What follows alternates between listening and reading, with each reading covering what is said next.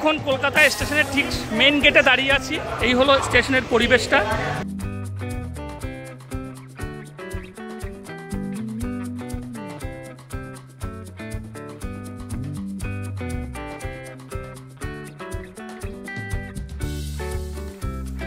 সামনের দিকটা দেখুন কত সুন্দর পরিষ্কার পরিচ্ছন্ন, কত সুন্দরভাবে সাজানো রয়েছে গাছপালা দিয়ে।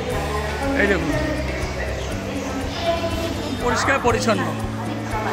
এই যে এদিকে টিকিট কাউন্টার, মানে আপনি যদি এখান থেকে লোকাল টিকিটও পেয়ে যাবেন।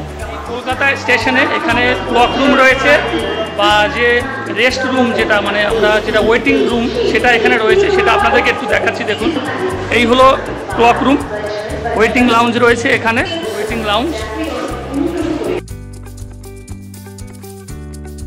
আপনি বসতে পারবেন, 30 টাকা করে পার হেড নেবে, 1 ঘন্টা করে। আর এই হচ্ছে ওয়েটিং হল, পরিষ্কার পরিচ্ছন্ন, পুরো এসি রয়েছে। এই জায়গাটায় বসার জন্য ব্যবস্থা রয়েছে। আর এই যে ভিতরে এখানে ক্লক রুম রয়েছে, এটা হচ্ছে আপনি ব্যাগপত্র এখানে রাখতে পারবেন 20 টাকা করে পার ঘন্টা।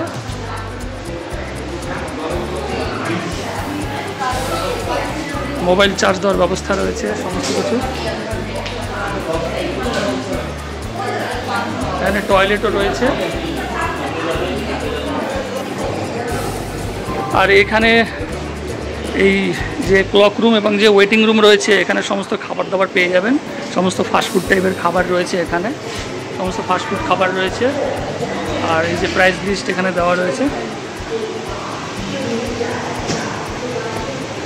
দেখুন ভেজ ডিলাক্স থালি 700 গ্রাম 210 টাকা, এই ধরনের সমস্ত থালিও এখানে পেয়ে যাবেন। বিরিয়ানি রয়েছে, ভেজ বিরিয়ানি 170 টাকা, এগ বিরিয়ানি 190 টাকা, চিকেন বিরিয়ানি 240 টাকা। মানে আপনি এখানে বসে বসে খাবার দাবারও খেয়ে তারপর আপনি ট্রেন ধরতে পারবেন। তো এই স্টেশনে যেখানে ডরমিটরি রয়েছে সেটাই আমরা এখন প্রবেশ করছি।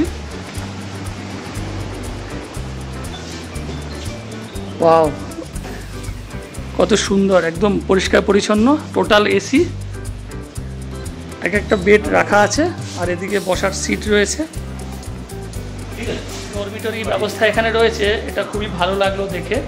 তো এটা কেমন ভাড়া পড়ছে একবার একটু আমি জেনে নেবো এখানে দাদার কাছ থেকে। যে ডরমিটরিটা আপনাদের দেখালাম অত্যন্ত সুন্দর, টোটাল এসি, সেটা পার বেড কেমন ভাড়া পড়ছে সেটা একবার আমি দাদার মুখ থেকে শুনে নিচ্ছি।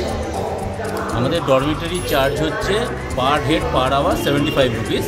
আর সিটিং এরিয়া যেটা রয়েছে সেটা হচ্ছে per head per hour 30 rupees. আচ্ছা ঠিক আছে। তো আপনারা শুনে নিলেন, যদি কলকাতা স্টেশনে আসেন সেক্ষেত্রে আপনার যদি ট্রেন দেরিতে থাকে সেক্ষেত্রে আপনারা এখানে এসে এই জিনিসটা ডরমিটরিটা আপনারা অ্যাভেল করতে পারবেন।